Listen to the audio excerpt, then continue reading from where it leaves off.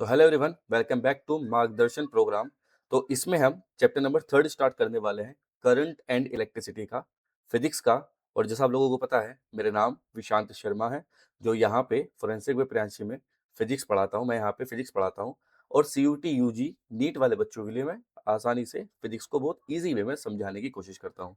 तो उसी सीरीज के दौरान ये जो मार्गदर्शन प्रोग्राम हमने लॉन्च किया है, जिसमें हम तुम्हारा पूरा साथ देने वाले हैं from the beginning to the admission of the college. हम सारी चीजें कवर करेंगे। इसमें हम ये कंसाइज वे में वीडियोस बना रहे हैं और सारी PPTs हम आपको देने की कोशिश कर रहे हैं। जैसे कि पिछली 2 वीडियोस आपने देखी होगी, उसी सीरीज की ये थर्ड वीडियो है। तो इस थर्ड वीडियो में हम क्या पढ़ने वाले हैं? इस थर्ड वीडियो में हम बात करें टॉपिक, तो क्या क्या टॉपिक कवर करने वाले हैं यहाँ पे? हम टॉपिक कवर करने वाले हैं यहाँ पे कौन कौन से? यहाँ पे टॉपिक कवर होने वाले हैं, वो टॉपिक कवर होने वाले हैं, वो टॉपिक कवर होने वाले हैं electric current and it's type.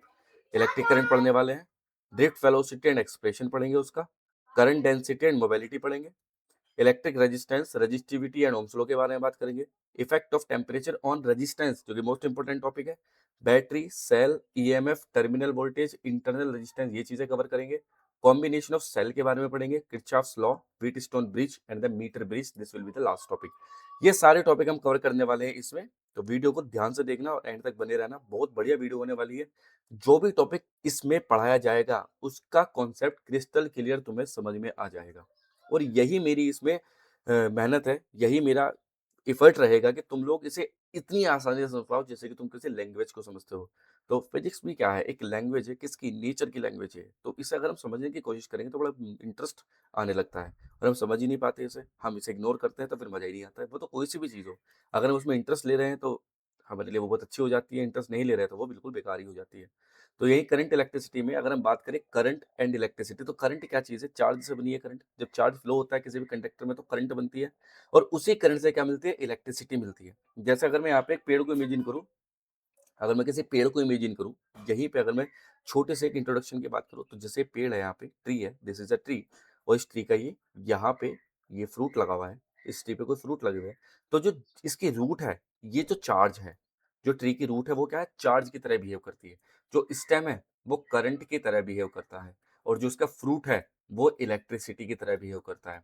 जब चार्ज, मतलब मेन फाउंडेशन तो चार्ज ही है ना, चार्ज से ही करंट बनेगी, तो चार्ज फ्लो होगा तो करंट बनेगी, करंट बनेगी तो इलेक्ट्रिसिटी बनेगी। मतलब ये जो फुल हमें फल मिलेगा इलेक्ट्रिसिटी के रूप में, वही तो है सब कुछ। तो यही इलेक्ट्रिसिटी किस तरह से डेवलप होती है, करंट कितने टाइप की होती है, क्या क्या चीजें करंट में पड़ने वाली है, क्या क्या CUT UG के लिए इंपॉर्टेंट चीज होने वाली है, सारी चीजें हम इसमें देखने वाले हैं।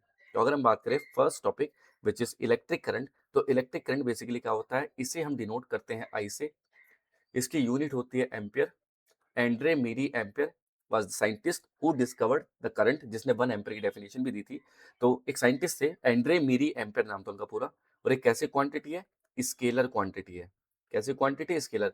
और कभी कभी हम इसे क्या बोल देते हैं? टेंसर क्वांटिटी भी बोल देते हैं। क्या बोलते हैं? Tensor quantity. अभी बात करेंगे कि टेंसर क्वांटिटी क्यों बोलते हैं। तो बेसिकली करंट क्या है? The rate of flow of charge with respect to time in a conductor. किसी भी कंडक्टर में जो चार्ज फ्लो हो रहा है टाइम के साथ, उसे ही हम करंट कह देते हैं। उसे हम किसका नाम दिया? इलेक्ट्रिक करंट का नाम दिया, है ना। इसको डिनोट करते हैं इसका डायमेंशनल फॉर्मूला क्या होता है? ए। तो एवरेज करंट की बात करें, delta Q upon delta T, the change in charge upon change in time. तो delta Q divided by delta T हो जाएगा। तो अगर तुम यहाँ पे देखो तो करंट हाई रेजिस्टेंस की वजह से करंट में हीट डेवलप हो रही है, और हीट की वजह से रेड हॉट दिखाई दे रहा है वायर, है ना। तो जिस कंडक्टर का रेजिस्टेंस सबसे ज्यादा होगा उसकी हीट उतनी ज्यादा डेवलप होगी उसमें। तो करंट बेसिकली क्या होती है? देखो, इलेक्ट्रिक करंट की अगर हम बहुत ज्यादा चर्चा करें तो इलेक्ट्रिक करंट क्या हो जाएगी? Electric current is a fundamental scalar quantity. This is a fundamental quantity है जो स्केलर है। स्केलर क्वांटिटी क्या होती है? The quantity those do not have direction but has magnitude. अब एक बात बताओ मुझे यहाँ पे, जैसे कि यहाँ से ये ए और बी 2 पॉइंट है एक वायर में, और इसमें करंट फ्लो हो रही है यहाँ से यहाँ को, है ना। तो इस करंट का मैग्नीट्यूड तो कितने गिवन है? 5 एम्पियर का मैग्नीट्यूड गिवन है। और डायरेक्शन कहाँ से कहाँ? ए से बी। अब इसके पास तो मैग्नीट्यूड के साथ साथ डायरेक्शन भी है। The quantities which has magnitude as well as direction is called vector quantity. तो मतलब यहाँ पे मैग्नीट्यूड के साथ साथ क्या चीज है? डायरेक्शन भी है। मैग्नीट्यूड के साथ डायरेक्शन होने की वजह से वेक्टर क्वांटिटी होनी चाहिए, लेकिन ये क्वांटिटी कैसी है? स्केलर क्वांटिटी है। तो क्या बात है गलत लिखी है? नहीं, करंट स्केलर क्वांटिटी है। क्योंकि स्केलर क्वांटिटी क्या होती है? स्केलर क्वांटिटी ऐसी क्वांटिटी होती है जिनमें मैग्नीट्यूड भी होता है, डायरेक्शन भी होती है, लेकिन वो लॉ ऑफ एडिशन को फॉलो नहीं करती। लॉ ऑफ एडिशन को फॉलो ना करने का मतलब क्या है कि जैसे कंडक्टर है, इस कंडक्टर में 10 एम्पियर करंट फ्लो हो रही है और सेम कंडक्टर हमने ऊपर की तरफ को ये कनेक्ट किए, तो ऊपर कितनी करंट गई 5 एम्पियर, नीचे कितनी करंट गई 5 एम्पियर, तो टोटल करंट कितनी हुई 10 एम्पियर। तो 10 एम्पियर थी तो 10 एम्पियर वापस मिली। इसे बोलते हैं law of scalar. Scalar addition है। वेक्टर एडिशन होता तो कैसा होता, वेक्टर एडिशन होता तो हमें क्या करना पड़ता, इसके दोनों का बीच का रिजल्टेंट आर निकालना पड़ता, और रिजल्टेंट के लिए क्या हो जाता, √5² प्लस 5² प्लस 2 इंटू करके कुछ आता। तो जो आंसर आता वो वेक्टर एडिशन की मदद से आता। लेकिन जब हम करंट को ध्यान से देखते हैं तो हम पता लगाते हैं कि जितनी करंट हम फ्लो करा रहे हैं कंडक्टर में वो इक्वली डिवाइड हो जाती है आने वाले रजिस्टर्स में, अगर दोनों रजिस्टर सेम है। अगर वेक्टर लॉ को फॉलो करती तो इक्वली डिवाइड नहीं होती। तो यही रीजन है कि करंट कैसे क्वांटिटी है, स्केलर क्वांटिटी है, ना कि एक वेक्टर क्वांटिटी है। अब अगर मैं बात करूं यहाँ पे करंट की, current through a conductor is said to be 1 ampere. किसी भी कंडक्टर में करंट 1 एम्पियर की होगी if a charge of 1 coulomb flows through any cross section in 1 second. किसी भी क्रॉस सेक्शनल एरिया में 1 सेकंड में जितना चार्ज फ्लो होता है, 1 सेकंड में जितना चार्ज फ्लो होता है उसे 1 एम्पियर करंट बोल देते हैं। जैसे करंट का फॉर्मूला क्या था, I is equal to q upon t. तो हम यहाँ पे 1 रखेंगे, टी की वैल्यू 1 रखेंगे तो 1 एम्पियर की करंट यहाँ पे बड़ी इजीली फ्लो हो जाएगी। अब अगर हम डायरेक्शन की बात करें तो the direction of conventional current is the direction of flow of positive charge. मतलब जो करंट फ्लो होती है वो पॉजिटिव चार्ज के साथ फ्लो होती है। जब पॉजिटिव चार्ज आगे को चल रहा है तो करंट भी कहाँ को चलेगी, आगे को चलेगी, in the forward direction. But whereas if electron is flowing in the forward direction then current will also flowing in opposite direction। तो इलेक्ट्रॉन के अपोजिट फ्लो होती है और पॉजिटिव चार्ज के साथ चलती है, ये करंट की डायरेक्शन होती है, कन्वेंशनल डायरेक्शन होती है। इवन तब electric current has both magnitude and direction. Electric current magnitude direction दोनों है। It is taken as a scalar quantity because it does not obeys the law of vector addition. जैसा मैंने अभी बताया कि वेक्टर एडिशन को follow नहीं करती, इसलिए कैसे क्वांटिटी मानी जाती है, स्केलर क्वांटिटी मानी जाती है। ठीक है। अगर हम बात करें आगे की तो टाइप ऑफ करंट, तो करंट बेसिकली दो टाइप की होती है। जो हमारे घरों में करंट आती है जिससे इलेक्ट्रिसिटी बनती है, ये दो टाइप की करंट होती है। एक होती है इंस्टेंटेनियस करंट। इंस्टेंटेनियस करंट का मतलब क्या, the current eight a particular instant. किसी भी कंडक्टर में जो करंट फ्लो हो रही है, मान लो कंडक्टर है, इस कंडक्टर में करंट फ्लो हो रही है, तो किसी पर्टिकुलर इंस्टेंट पे मतलब 0.00001 सेकंड में अगर मैं करंट पूछूं वायर में, तो वो जो करंट की वैल्यू होगी इतने छोटे से टाइम के लिए, वही इंस्टेंटेनियस करंट होगी। तो इंस्टेंटेनियस करंट को हम कैसे लिख सकते हैं, the differential part D Q upon D T. अगर हम चार्ज का डिफरेंशिएशन करेंगे टाइम के रेस्पेक्ट में तो हमें क्या मिल जाएगा, इंस्टेंटेनियस करंट मिल जाएगी। तो मान लो एक छोटा सा पार्ट हमने लिया यहाँ पे, ये छोटा सा चार्ज डी क्यू मिला, कितने टाइम के लिए, छोटे से टाइम डी टी के लिए, तो I is equal to D Q upon D T, यहाँ से हमें करंट मिल जाएगी। अब ऐसे ही एवरेज करंट होती है, सेकंड करंट कौन सी होती है, average current. If the current is varying with time t then the charge flowing in the interval t1 t2। देखो dt को वहां पे लेके जाएंगे तो क्योंकि वैल्यू का जाएगी इंटीग्रेशन t1 से t2 i dt, और i इंटू dt क्या देता है, एरिया। तो इसका मतलब अगर हमें कोई एरिया गिवन है किस किस के बीच का, i और t के बीच का एरिया गिवन होगा, तो हमें अगर मैं ई आई और टी के बीच का एरिया गिवन होगा तो हम उसके एरिया निकाल करके क्या कैलकुलेट कर सकते हैं, वायर में चार्ज कैलकुलेट कर सकते हैं। Area will give you charge in a conductor. ठीक है बात। तो अब बात करते हैं second current which is known as average current. तो एवरेज करंट क्या हो जाएगी भला, if n number of particles each of charge q pass through a given cross section in time t then average current क्या हो जाएगी। जैसे हमारे पास ये एक कंडक्टर है यहाँ पे, ठीक है, इसमें करंट कितनी फ्लो हो रही है, Q1, और ये चार्ज यहाँ से कितना निकला Q2, टाइम कितना T1 टाइम से T2 टाइम तक निकलता है, तो करंट कितनी फ्लो हो जाएगी, delta Q upon delta T, total charge with respect to total time. तो Q2 minus Q1 divided by T2 minus T1 will be the current. तो एवरेज करंट तो ये हो जाएगा हमारे पास I equal to N Q upon T, N मतलब number of charge, जितने भी चार्ज हमें गिवन होगा यहाँ पे। और average current associated with the revolving electron, जैसे कोई इलेक्ट्रॉन या कोई चार्ज रिवॉल्व कर रहा है किसी भी न्यूक्लियस के अराउंड, ये है न्यूक्लियस, और इसके अराउंड कोई चार्ज क्या कर रहा है भला, रिवॉल्व कर रहा है कुछ इस तरह से v वेलोसिटी से, इसकी रेडियस है r। तो formula I equal to q upon t. अब 1 अपॉन टी क्या होती है, फ्रीक्वेंसी, तो फ्रीक्वेंसी तो चार्ज हो जाएगा। फ्रीक्वेंसी क्या होती है, omega upon 2 pi into q, और यहीं से हम ओमेगा को v equal to r omega लिख करके यहाँ से वैल्यू पुट करके एंगुलर मोमेंटम के टर्म में इजीली कैलकुलेट कर सकते हैं। तो एंगुलर मोमेंटम के टर्म में फॉर्मूला बन जाएगा l q upon 2 pi mr square, जहाँ m क्या होता है, mass of electron, r is the radius of orbit, l angular momentum, और q क्या चीज हो जाएगी, charge of the particular particle. तो हमारे मार्गदर्शन प्रोग्राम है CUET यूजी वाले बच्चों के लिए। ये प्रोग्राम बहुत इंपॉर्टेंट होने वाला है। ये हमने प्रोग्राम लॉन्च किया है। इसमें हम लोगों को क्या-क्या मिलने वाला है, इसमें हमें कंप्लीट एकेडमिक प्रिपरेशन मिलेगी, जिसमें mock test, complete PCB notes plus DPP। और हाँ, वो नोट्स ये वाले नहीं होंगे। इसमें तो कुछ चीज़ें छूटी हुई हैं, लेकिन वो जो नोट्स मिलेंगे उसमें तुम्हें कंप्लीट नोट्स मिलेंगे फिजिक्स, केमिस्ट्री, बायो तीनों के। सॉल्व PYQs, इसमें प्रीवियस ईयर के क्वेश्चन सॉल्व कराए जाएंगे बाय एक्सपर्ट फैकल्टीज। इसमें और क्या मिलने वाला है, एक्सपर्ट एडमिशन गाइडेंस मिलेगी, जिसमें हम डॉक्यूमेंट वेरिफिकेशन से लेकर के पर्सनलाइज कॉलेज और रेस्क्यू प्लान बी, अगर तुम्हें कोई मनपसंद कॉलेज नहीं मिलता तो उसके लिए प्लान बी क्या बनाना चाहिए वो भी इसमें बताया जाएगा। साथ साथ में कुछ स्मार्ट टूल मिलने वाले हैं, जिसमें 80+ फॉरेंसिक कॉलेज मिलेगा, उनका एनसाइक्लोपीडिया कि क्या डेट है एग्जामिनेशन की, है ना, एडमिशन की क्या डेट है, कितने फीस है एडमिशन की, और किस तरह से एडमिशन होगा, ये सब इसमें बताया जाएगा। Score plus college predictor tool के तुम्हारा कितना स्कोर है, उसमें कौन सा कॉलेज मिल सकता है वो बताया जाएगा। Real time alert and update मिलेगी किस तरह का होगा, और लाइव इंटरेक्शन होगा प्रियांशी मैम के थ्रू। आप इस बैच को ज्वाइन कर सकते हैं, 2999 का बैच है। इस QR कोड को स्कैन करके ज्वाइन कर सकते हैं, या इस वेबसाइट पर जाकर भी हम इजीली से ज्वाइन कर सकते हैं। ठीक है, तो अगर हम यहाँ पे बात करें आगे की, तो यहीं से हमने बात करी ड्रिफ्ट वेलोसिटी की। तो अब ड्रिफ्ट वेलोसिटी क्या होती है, हमने देखा करंट क्या होती है, electric current, the rate of flow of charge with respect to time is called electric current. ठीक है, अब यहीं पे हम बात करें कि करंट जो है वो एक्चुअल में चार्ज के फ्लो होने से फ्लो नहीं होती। मतलब चार्ज अगर मूव कर रहा है तो करंट फ्लो कभी नहीं होगी, क्योंकि चार्ज हमेशा कैसे मूव करता है, रैंडमली मूव करता है। लेकिन जैसे उस इलेक्ट्रॉन को एक डायरेक्शन दे दी जाती है, वो डायरेक्शन कौन देगा, इलेक्ट्रिक फील्ड वो डायरेक्शन प्रोवाइड कराएगा। तो जैसे देखो एक कंडक्टर है, इसमें इलेक्ट्रॉन रैंडमली मूव कर रहे थे, हमने इस कंडक्टर को कनेक्ट किया एक बैटरी से, और बैटरी से कनेक्ट करते ही हमारे पास जो इलेक्ट्रॉन्स है ये नेगेटिव नेगेटिव रिपल्शन करेंगे, पॉजिटिव नेगेटिव अट्रैक्शन करेंगे, तो जिससे इलेक्ट्रॉन को एक डायरेक्शन मिल जाएगी सी से ए तक जाने की। तो जैसे इलेक्ट्रॉन ऐसे मूव कर रहा है किसी कंडक्टर में, देखो तुम ध्यान से, ऐसे ऐसे ऐसे ऐसे ऐसे, है ना, तो इससे कोई करंट फ्लो नहीं होगी। लेकिन जैसे हम एक्सटर्नल इलेक्ट्रिक फील्ड इसमें प्रोवाइड कराएंगे, तो इलेक्ट्रॉन अपने पाथ से थोड़ा सा शिफ्ट हो जाता है, मान लो यहाँ से वो यहाँ आया, लेकिन मोशन इसका भी वही है, यही मोशन है। तो ये जो होती है इसे बोलते हैं ड्रिफ्टिंग। देखो जरा सिंपल सी बात है, तुम ऐसे समझो कि इलेक्ट्रॉन ऐसे मूव कर रहा है ना, इलेक्ट्रॉन को ऐसे मूव कर रहा है, इस तरह से मूव कर रहा है रैंडमली, तो इसकी वजह से कोई करंट फ्लो नहीं होगी।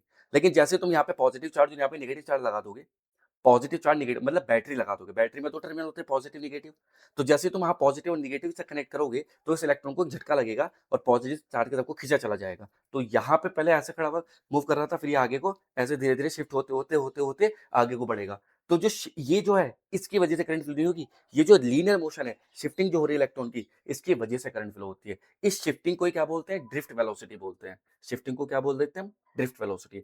और ड्रिफ्ट वेलोसिटी को हम डिनोट करते हैं वी डी से। इसकी यूनिट होती है मीटर पर सेकंड, और एक ऐसी क्वांटिटी है वेक्टर क्वांटिटी है।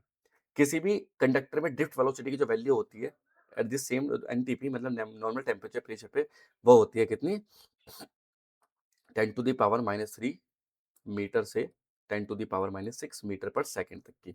और फॉर्मूला ड्रिफ्ट वेलोसिटी का क्या बन जाएगा, minus E capital E tau upon M, जहां टॉ क्या कहलाता है, रिलैक्सेशन टाइम। टॉ क्या कहलाता है भाई, रिलैक्सेशन टाइम। टॉ को क्या बोल देते हैं, रिलैक्सेशन टाइम बोल देते हैं टॉ को। ठीक है, और एम को क्या बोल देते हैं, मास ऑफ इलेक्ट्रॉन। एम को बोलते हैं मास ऑफ इलेक्ट्रॉन। तो ये बेसिकली चीजें हैं। अब हम इंपॉर्टेंट पॉइंट की बात करें, ड्रिफ्ट वेलोसिटी से रिलेटेड कुछ इंपॉर्टेंट पॉइंट। तो क्या इंपॉर्टेंट पॉइंट है, the collision between the electron and the atoms और ions of the conductor are inelastic and there is net transfer of energy. तो जब इलास्टिक कोलिजन होगा, इनइलास्टिक कोलिजन होगा, मतलब इनइलास्टिक कोलिजन का मतलब क्या होता है कि टकराएंगे तो एनर्जी का क्या होगा, लॉस होगा, तो इसलिए नेट एनर्जी का ट्रांसफर हो जाएगा। When the electrons are drifted in a conductor, they will have net average velocity and zero average acceleration. Net average velocity तो कुछ ना कुछ होगी, not equal to zero, acceleration क्या हो जाएगा उनका, जीरो हो जाएगा। In the absence of external electric field, there will be no current in the conductor. External electric field present नहीं है, जैसे कि कोई कंडक्टर है, लोहे का पीस है कोई, ये रहा, इसके अंदर क्या है, ये चार्ज पार्टिकल इलेक्ट्रॉन है, अभी रैंडमली मूव कर रहे हैं। रैंडमली मूव करने की वजह से भी कोई करंट फ्लो नहीं होगी, करंट नहीं मारेगा, मतलब नेट करंट जीरो है। लेकिन जैसे तुम इसे किससे कनेक्ट कर दोगे, बैटरी से कनेक्ट कर दोगे यहाँ पे, तो पॉजिटिव निगेटिव ये हो जाएगा, पॉजिटिव निगेटिव, तो इलेक्ट्रॉन इस तरफ को खींचे चले आएंगे, तब करंट फ्लो होगी।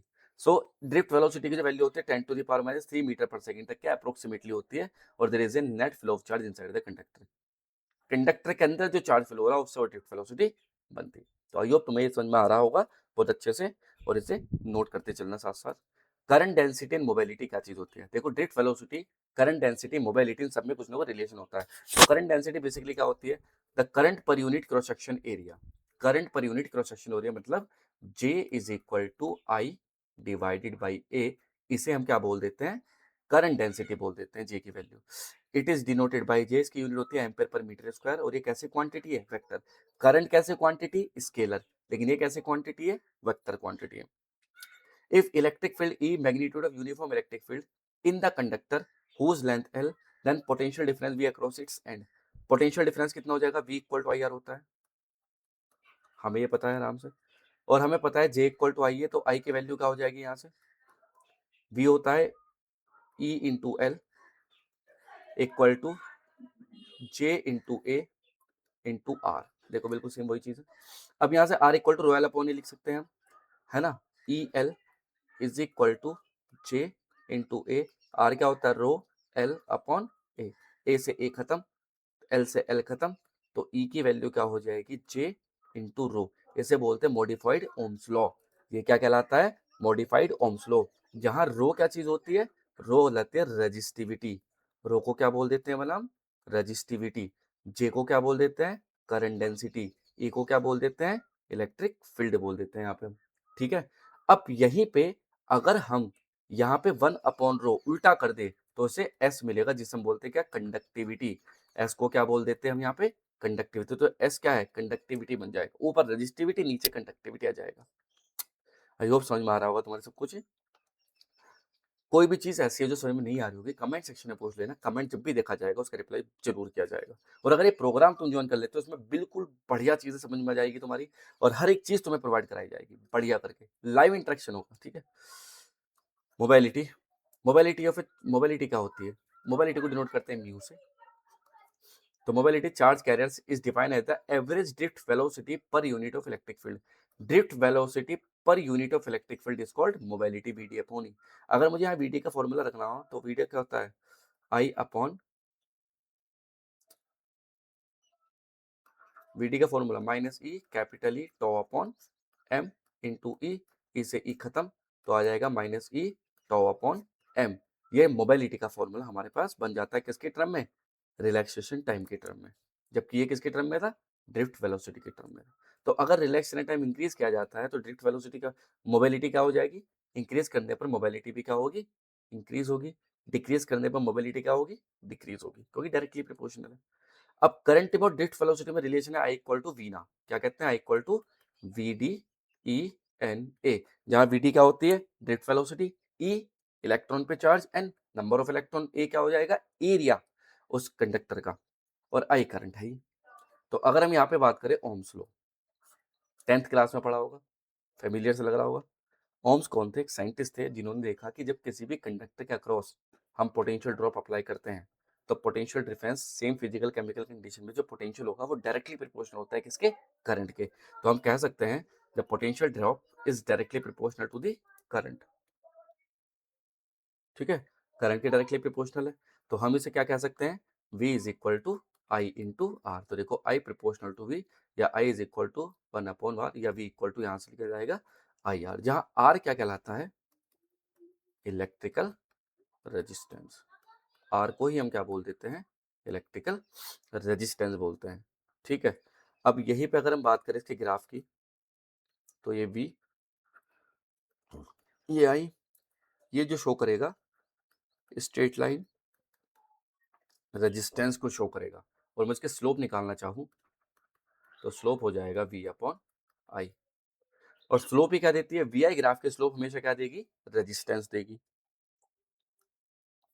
वी आई ग्राफ के slope will give you resistance, और आई वी ग्राफ के slope will give you conductance.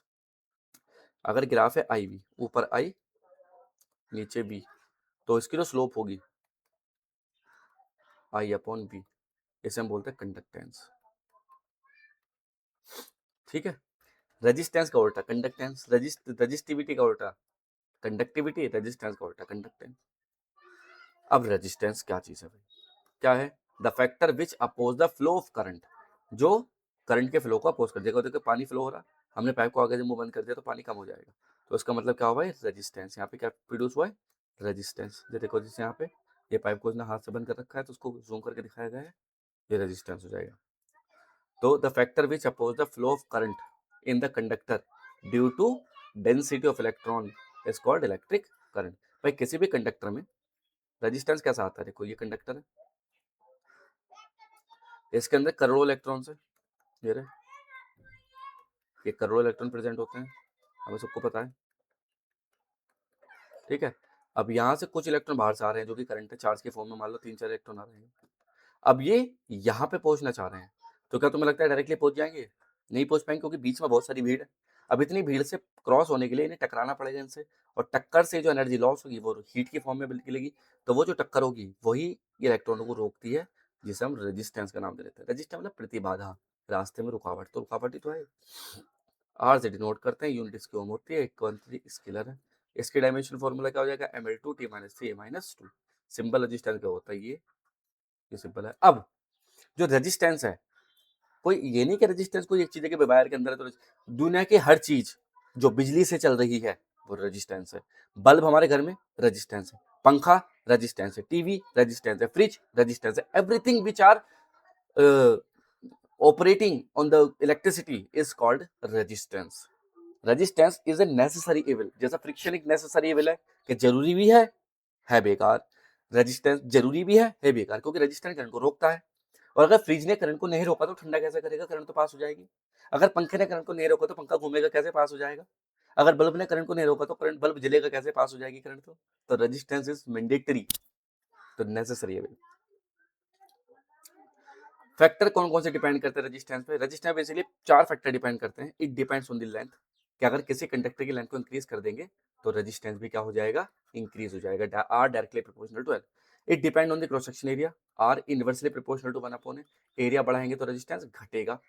उल्टा है, मटेरियल पे डिपेंड करते हैं, जैसे कि आयरन एक बेकार material, copper good material conductor का। बस जिसका रेजिस्टेंस रेजिस्टिविटी कम होनी चाहिए, कॉपर की रेजिस्टिविटी सबसे कम होती है, आयरन की सबसे ज्यादा होती है। इसलिए तुमने देखा होगा हमने अपने घरों में जो बिजली के वायर होते हैं वो किसके बने हुए होते हैं, कॉपर के। हम आयरन के क्यों नहीं बनाते, आयरन तो सस्ता है। कारण क्या है कि जब आयरन में करंट फ्लो होगी तो आयरन का रेजिस्टेंस हाई होने की वजह से वो सारी करंट को वहीं रोक लेगा। जब सारी करंट को वहीं रोक लेगा तो गर्म हो जाएगा, गर्म हो जाएगा फूक जाएगा, जल जाएगा, खत्म कहानी। जबकि कॉपर के केस में क्या होता है, कॉपर नहीं रोकता, कॉपर का रेजिस्टेंस कम है तो कॉपर करंट को पास करेगा, जब पास करेगा तो अप्लायंस तक इजीली करंट पहुंच जाएगी। और क्या चीज, डिपेंड ऑन टेम्परेचर, ये टेम्परेचर पे डिपेंड करता है। कैसे, कंडक्टर के केस में टेम्परेचर बढ़ाने पर रेजिस्टेंस बढ़ेगा, सेमी कंडक्टर के केस में टेम्परेचर बढ़ाने पर रेजिस्टेंस घटेगा, अलॉय के केस में टेम्परेचर बढ़ाने पर रेजिस्टेंस कांस्टेंट रहेगा। और फॉर्मूला क्या बन जाएगा जब हम इसे कंबाइन करेंगे, तो R proportional to L upon A, proportional का साइन हटाएंगे तो कांस्टेंट आएगा R equal to rho L upon A, जहां रो क्या हो जाती है, रेजिस्टिविटी। रो को क्या बोल देते हैं हम भला, रेजिस्टिविटी। अब रेजिस्टिविटी जो है वो मटेरियल की प्रॉपर्टी है, जो उस मटेरियल में तब से है जब से वो मटेरियल बना है। इसका सीधा सीधा मतलब ये कि हम रेजिस्टेंस को तो चेंज कर सकते हैं, हम रेजिस्टिविटी को चेंज नहीं कर सकते, रेजिस्टिविटी ऑफ मटेरियल। तो limitation of Ohm's law, Ohm's law हर जगह अप्लाई नहीं हो सकता। कहाँ कहाँ अप्लाई नहीं हो सकता, तो ओम्स लॉ कहाँ पे अप्लाई नहीं हो सकता, ohm's law has been found valid over a large class of material, अधिकतर मटेरियल पे वैलिड है। There do exist material and devices used in electric circuit where the proportionality of V does not hold, जहाँ पे V proportional to आई नहीं है वहाँ पे Ohm's law नहीं लगेगा। जैसे कि सेमीकंडक्टर के केस में इस तरह से चलता है ग्राफ, तो ये नहीं होल्ड होगा, या इस केस में नहीं होल्ड होगा। V ceases to be proportional I, relation between V I, है ना, ये हमें पता ही है। कॉम्बिनेशन ऑफ रेजिस्टेंस, अब रेजिस्टेंस को कंबाइन करने के दो तरीके हैं, तो सीरीज कॉम्बिनेशन और एक parallel combination. Series combination resistance को हमने डायरेक्टली जोड़ा, तो टोटल V है तो ये V1 खाएगा अपना, ये V2, ये V3। करंट क्या रहती है, सेम। सीरीज कॉम्बिनेशन में current remain same but potential will different, तो इक्विवेलेंट निकल जाएगा R1 + R2 + R3, total sum कर देंगे इक्विवेलेंट रेजिस्टेंस आ जाएगा। पैरेलल कॉम्बिनेशन में क्या होगा, करंट चल रही है, देखो अभी करंट डिवाइड हो गया I1 I2, जो करंट अलग अलग होगी तो वोल्टेज सेम रहेंगे, यहाँ भी यहाँ भी बैटरी के भी कितने थे V, पोटेंशियल सेम है, करंट डिफरेंट है, तो करंट को पकड़ लो, तो करंट को पकड़ के फॉर्मूला आया 1/R equal to 1/R1 1/R2 1/R3, parallel combination का फॉर्मूला, वो सीरीज का है पैरेलल का। अब बात करते हैं cell, battery, EMF, internal resistance, terminal voltage. देखो सेल जो हमारे घरों में होता है, जो टीवी के रिमोट में होता है, वही तो सेल है। तो सेल बेसिकली क्या है, which provide energy to the electrons. तो एक सेल है हमारे पास, ये इलेक्ट्रॉन का एनर्जी देगा, इलेक्ट्रॉन चलेंगे, बल्ब तक पहुंचेंगे, बल्ब जलेगा, डिस्चार्ज हो जाएंगे, डिस्चार्ज होकर फिर सेल में जाएंगे, सेल फिर चार्ज करेगा, फिर ऊपर जाएगा, डिस्चार्ज होंगे, बैटरी, प्रोसेस चलता रहेगा, बल्ब जलता रहेगा, कब तक? जब तक सेल डाउन ना हो जाए। तो cell is an electrical device which a constant potential difference is maintained between its terminal either by the chemical reaction or mechanical action। या तो उसके अंदर केमिकल रिएक्शन होगी, उसकी वजह से कांस्टेंट एक्शन अप्लाई होगा, या मैकेनिकल हो सकता है कि हम चार्ज कर रहे हैं। The ability of electric cell to drive charge in a circuit, cell क्या करता है? चार्ज को ड्राइव करता है, आगे पहुंचाता है, जिससे कि बल्ब जल पड़े, ये सेल का काम है। इलेक्ट्रोमोटिव फोर्स क्या है? मान लो बाजार से सेल खरीद के लाए, उस सेल पे वोल्टेज लिखे होते हैं 5 वोल्ट, वो जो 5 वोल्ट लिखा है, जब तक तुम सेल से करंट नहीं निकाल रहे, मतलब सेल को तुम किसी चीज में कनेक्ट नहीं कर रहे, सेल केवल पन्नी में पैक है, तो जो वोल्टेज है वो उसका ईएमएफ है, electromotive force. The voltage without drawing current from the cell is called electromotive force. लेकिन जैसे तुम सेल को कनेक्ट करते हो किसी बल्ब से, तो बल्ब से करंट निकलनी स्टार्ट होती है, तो टर्मिनल पे जो वोल्टेज मिलते हैं उन्हें बोलते हैं टर्मिनल वोल्टेज। तो वही हम कह सकते हैं, ईएमएफ क्या होता है सेल का? ईएमएफ को ई से डिनोट करते हैं, यूनिट वोल्ट। तो क्या हो जाएगा? ईएमएफ ई एक तरह से वी ही है ना। तो without drawing current from the cell, unit of volt और डायमेंशन क्या होती है? ml2 t minus. ईएमएफ मतलब voltage, same unit same dimension. देखो जैसे यहाँ पे अभी स्विच ऑफ है तो बल्ब नहीं जल रहा, तो ईएमएफ है सेल का यहाँ। इस केस में टर्मिनल पोटेंशियल, जो टर्मिनल मिलता है voltage at terminal, potential at terminal of the cell. तो according to law of conservation of energy हमें पता है Q equal to Q V plus Q V हो जाता है, मतलब V मतलब स्मॉल वाला, Q को मतलब Q से Q कटा equal to V plus V, terminal voltage internal resistance. Equation number 7 करके तो V equal to E minus I R, ये निकल के आया। ये किस किस में रिलेशन है? E क्या होता है? ईएमएफ, V क्या होता है? टर्मिनल वोल्टेज, R क्या होता है? Internal resistance, internal resistance. तो यहीं पे अगर रिलेशन करें E और I के बीच में, तो V equal to I R लगा दिया हमने, V की वैल्यू आई आर रखी है, तो V इसकी capital I R, I common निकालो, R प्लस आर, आई आया बाहर, तो आई इक्वल टू ये आर प्लस आर हो जाएगा। तो मुझे ऐसे समझ सकते हो, ईएमएफ हमेशा पोटेंशियल टर्मिनल वोल्टेज से बड़ा होगा, हमेशा नहीं, डिस्चार्जिंग के केस में। तो E is equal to V plus I into R. तो E is equal to V क्या होता है? I into capital R, I into small r. तो I की वैल्यू क्या हो जाएगी? E upon R plus r. Simple formula याद रखो ना दोनों। ये डिफरेंस है ईएमएफ में और पोटेंशियल डिफरेंस में। तो ईएमएफ तो पता है मैक्सिमम पोटेंशियल होते हैं, पोटेंशियल डिफरेंस क्या होता है? जो उसके टर्मिनल में मिलता है।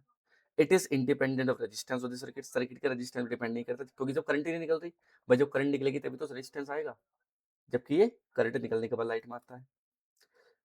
The term EMF use for only source of EMF, EMF के सोर्स की वजह से ये मेजर किया जाता है। Back EMF of the cell, back EMF क्या होता है? When the current is pass through a electrolyte it decompose into ions, these ions travel toward the opposite electrode and hence EMF in opposite direction, EMF developed. This opposing EMF called back EMF, जो EMF पीछे की तरफ को लग रहा है उसे ही back EMF का नाम दिया गया है, जैसे इलेक्ट्रोलाइटिक पोलराइजेशन में बोल देते हैं।